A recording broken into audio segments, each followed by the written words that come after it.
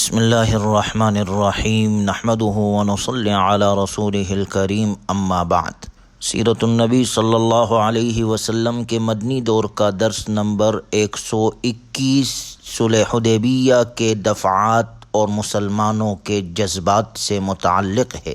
یہ صلح خاص الہی تدبیر کا ایک مظہر تھی جس میں نبوت کا عمل اور اثر اس طرح نمایاں ہوا جس طرح کسی دوسرے عمل یا تدبیر میں نمایاں نہیں ہوا تھا۔ اس کی کامیابی ایک ایسا راز تھا جس کا علم الہی میں پوشیدہ غیب سے گہرا تعلق تھا، اس لیے مسلمان اپنی ناواقفیت کی بنا پر اس کے عواقب و نتائج سوچ کر گھبرا گئے۔ یہ صلح اپنے مقدمات، مضمون اور نتائج کے اعتبار سے اسلامی عقیدے کے استحکام اور رسوخ کی اہم بنیادوں میں سے ہے۔ اس صلح کی ایک عظیم حکمت یہ تھی کہ اس کے ذریعے سے رب ذوالجلال نے چاہا کہ وحی نبوت اور انسانی تدبیر کے درمیان اللہ تعالیٰ کے نبی صلی اللہ علیہ وسلم کی کامیابی اور مفکر انسان کے تصرفات کے درمیان اور اسباب کی دنیا اور ان کے مظاہر سے ماورا ہو کر آنے والے الہی الہام اور ان اسباب کے اشاروں پر چلنے کے درمیان فرق کھل کر سامنے آ جائے۔ رب ذوالجلال نے چاہا کہ میرے محبوب صلی اللہ علیہ وسلم کی نبوت کو ہر غور و فکر کرنے والے اور عقل سے کام لینے والی کی بصیرت کے سامنے اپنی نصرت سے نوازے، جس کا ذکر اللہ تعالیٰ نے قرآن کریم میں ان الفاظ کے ساتھ کیا وَيَنْصُرَكَ اللَّهُ نَصْرًا عَزِيزًا، اور تاکہ اللہ تعالیٰ تمہاری ایسی مدد کرے جو سب پر غالب آ جائے۔ یعنی اللہ تعالیٰ آپ کو اس صلح سے ایسی فتح عطا کرے گا جو اپنی مثال آپ ہوگی، جو مدہوش افکار کو بیدار کرے گی اور خواب غفلت میں مبتلا عقلوں کو جگا دے گی۔ اس لیے اس صلح حدیبیہ میں مشرکین نے جو شرائط بھی رکھی سب مان لی گئی، اور ان کے ساتھ ان معاملات میں تساہل سے کام لیا گیا جن میں تساہل برتنے پر کوئی صحابی بظاہراً تیار نہ تھا، خاص طور پر ان دو دفعات پر جن میں آپ صلی اللہ علیہ وسلم پناہ کی غرض سے آنے والے مسلمانوں کو واپس کرنے کے پابند تھے، جبکہ قریش اس کے پابند نہ تھے کہ ان کے پاس آنے والے مرتد کو واپس کرے۔ اور اسی طرح وہ شق جس کی بنا پر طے پایا گیا کہ مسلمان اس سال مکہ مکرمہ میں داخل ہوئے بغیر واپس مدینہ منورہ جائیں گے، بغیر عمرہ ادا کیے۔ صلح حدیبیہ کے یہ وہ دفعات جس سے متعلق مسلمانوں کے جذبات اور دفعات کے متعلق اختلاف کرنے والوں میں عمر ابن خطاب، اوس کے سردار اسید بن حضیر اور خزرج کے سردار سعد بن عبادہ رضی اللہ عنہم اجمعین پیش تھے۔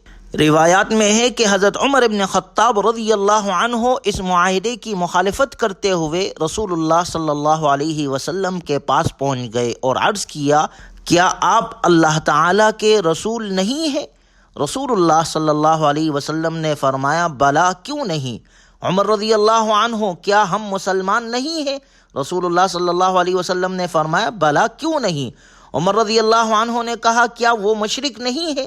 آپ صلی اللہ علیہ وسلم نے فرمایا، بلا کیوں نہیں؟ تو اس موقع پر حضرت عمر رضی اللہ عنہ کہنے لگے، تو پھر دین کے معاملے میں ہمیں کس بنا پر ذلت کا سامنا ہے؟ رسول اللہ صلی اللہ علیہ وسلم نے فرمایا، انی رسول اللہ ولست اعصیہ، میں اللہ کا رسول ہوں، میں اس کے حکم کی مخالفت نہیں کر سکتا۔ عمر رضی اللہ عنہ کہنے لگے، اللہ کے رسول، کیا آپ نے ہمیں نہیں کہا تھا کہ ہم بیت اللہ کی زیارت کریں گے اور اس کا طواف کریں گے؟ رسول اللہ صلی اللہ علیہ وسلم نے فرمایا، بالا کیوں نہیں؟ فَأَخْبَرْتُكَ أَنَّ نَأْتِهِ الْعَامَ، کیا میں نے یہ بھی کہا تھا کہ ہم اسی سال کریں گے؟ حضرت عمر رضی اللہ عنہ نے فرمایا، نہیں اللہ کے رسول، یہ تو نہیں کہا تھا۔ آپ صلی اللہ علیہ وسلم نے فرمایا، فَإِنَّكَ آتِيهِ وَمُطَوِّفٌ بِهِ، بہرحال تم بیت اللہ تک پہنچو گے اور اس کا طواف بھی کرو گے۔ حضرت عمر رضی اللہ عنہ کہتے ہیں کہ پھر میں حضرت ابوبکر رضی اللہ عنہ کے پاس گیا اور یہ ساری باتیں ان سے کہی اور ان سے کہا کہ ہم دین کے معاملے میں ہمیں اتنی ذلت کا سامنا کیوں ہے؟ حضرت ابوبکر رضی اللہ عنہ نے عمر رضی اللہ عنہ کو سمجھاتے ہوئے کہا، جھگڑا اور مخالفت ترک کر دو، رسول اللہ صلی اللہ علیہ وسلم کے حکم کو تھامے رکھو۔ میں گواہی دیتا ہوں کہ وہ اللہ تعالیٰ کے رسول ہے، انہوں نے جو کہا ہے وہ درست ہے، وہ اللہ کے حکم کی خلاف ورزی ہرگز نہیں کریں گے اور اللہ تعالیٰ انہیں ہرگز ضائع نہیں کرے گا۔ چنانچہ اس کے بعد جب صلح حدیبیہ کا معاہدہ لکھا جا رہا تھا تو سہیل بن عمر کا اپنا بیٹا حضرت ابو جندل رضی اللہ عنہ، جن کا اصل نام عاص بن سہیل ہے، زنجیروں میں جگڑے ہوئے کفار کی قید سے فرار ہو کر آپ علیہ الصلاۃ والسلام کی خدمت میں پہنچے، جو سچے مسلمان تھے۔ سہیل نے جب اپنے بیٹے کو دیکھا تو اس نے آپ صلی اللہ علیہ وسلم سے کہا کہ آپ کا اور ہمارا معاہدہ ہو چکا ہے، ھذا اول اسیر، یہ پہلا آدمی ہے جو آپ نے ہمیں واپس کرنا ہے۔ آپ صلی اللہ علیہ وسلم نے فرمایا، اسے میری خاطر چھوڑ دو، مگر سہیل نے اس سے بھی انکار کر دیا۔ چنانچہ آپ علیہ الصلاۃ والسلام نے اپنے صحابی کو یہ کہتے ہوئے واپس کر دیا کہ ہم نے ایک دوسرے سے صلح کا معاہدہ کر لیا ہے اور اس پر ہم نے بھی اور انہوں نے بھی پکا عہد کر لیا ہے، ہم یہ عہد کسی صورت میں توڑنے والے نہیں ہیں۔ ہاں یہ ضرور ہے کہ آپ صلی اللہ علیہ وسلم نے اس نازک صورتحال میں جس میں معاہدے کی دفعات رکاوٹ تھی، ابو جندل رضی اللہ عنہ اور اس صورتحال سے دوچار دیگر مسلمانوں کو تنگی کے دن بہت جلد ختم ہونے کی بشارت دی۔ آپ صلی اللہ علیہ وسلم نے انہیں تسلی دیتے ہوئے ارشاد فرمایا، یا ابا جندل اصبر واحتسب فإن اللہ جاعل لک ولمن معک من المستضعفین فرجا ومخرجا۔ اے ابو جندل، صبر سے کام لو اور ثواب کا خیال رکھو، اللہ تعالیٰ تمہارے اور تمہارے ساتھ دیگر کمزور مسلمانوں کی تکلیف کا ازالہ فرمائے گا اور ان کے لیے نجات کا کوئی راستہ ضرور نکالے گا۔ غور کیا جائے تو اس موقع پر آپ علیہ الصلاۃ والسلام کے ارشاد سے، کلام نبوت سے ایفاء عہد کے متعلق آپ صلی اللہ علیہ وسلم کے بھرپور اہتمام کا پتہ چلتا ہے۔